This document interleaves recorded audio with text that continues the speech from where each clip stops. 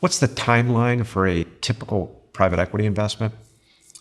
Multiple years to a few months. I mean, if you're tooling around with a private equity firm on your own, you might have a very long horizon. You might have a long kind of mating dance with them before you consummate. But typically, when you get serious with a private equity firm, particularly in a formal process, anywhere between 3 and 5 months is pretty much what it takes to get a deal done.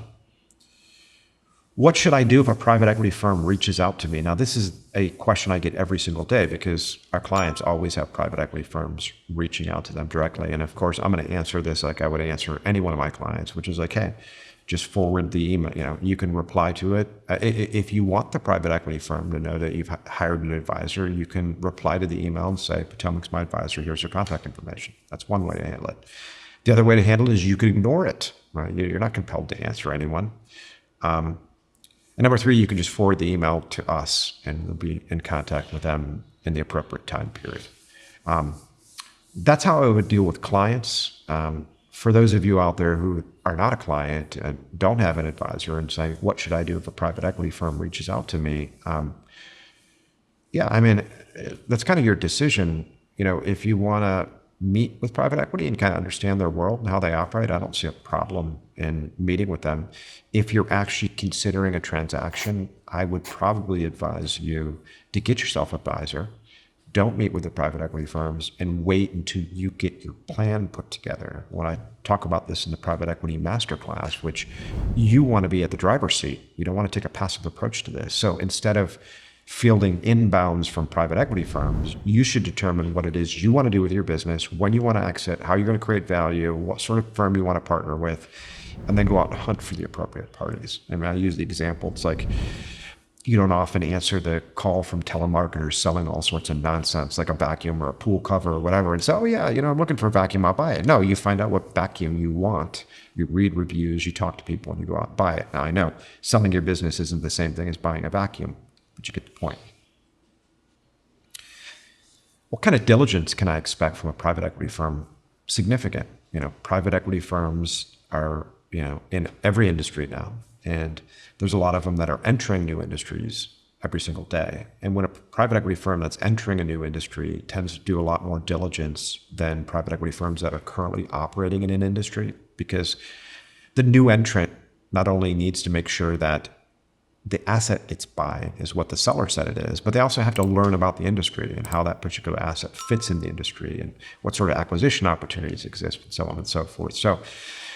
But at its core, you can expect diligence to be focused on accounting and finance. Let's understand what revenue is, let's understand what cash flow is, and let's make certain that what the seller is telling us is true. So we're going to bring in outside advisors to deal with that.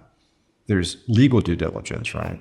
Making sure there's no lawsuits or understanding the implications of whatever existing lawsuits there are, making sure that you actually own title to the asset.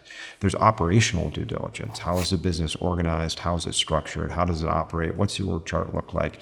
How are team members incentivized? What's comp structures? How is it harmonized? I mean, there is a ton of different work streams in due diligence for any transaction, private equity or otherwise. Private equity, though, tends to be a little bit more difficult, I think, for a lot of sellers than strategics. But I never really think about the complications of an intensive due diligence session swaying me from whether or not I would do a deal with an acquirer, right?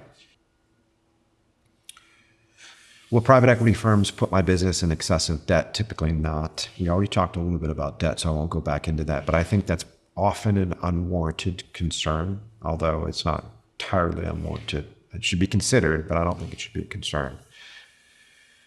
What rights do private equity firms typically demand in a deal? Well, again, this goes back to the prior question. Is it minority? Is it majority? Again, for the majority of you, it's going to be a substantial or a control stake in the business, and they're going to have a lot of control. They're going to be able to fire you. They're going to be able to replace you as a CEO. They're going to be able to change the board around. Now, they won't necessarily do that if you're performing, but they will have a lot of control over you post-closing. Make no mistake. What happens if I change my mind after signing a letter of intent? I mean, look, some of you do, and when you change your mind after signing a letter of intent, you just write a letter that says, I've changed my mind and I'm not interested in moving forward anymore, unless your letter of intent was binding. And I would be shocked if it were, unless you really did not get any good advice and signed a binding letter of intent. For the most part, it will be non-binding and either party can walk away. Thank you for joining me today as I discuss my clients' most common questions regarding private equity. If you've got any questions, feel free to reach out to me directly on the contact form in the description below or join me on LinkedIn. My name is Paul Giannamore. Thank you for joining me today, and I'll see you on the next one.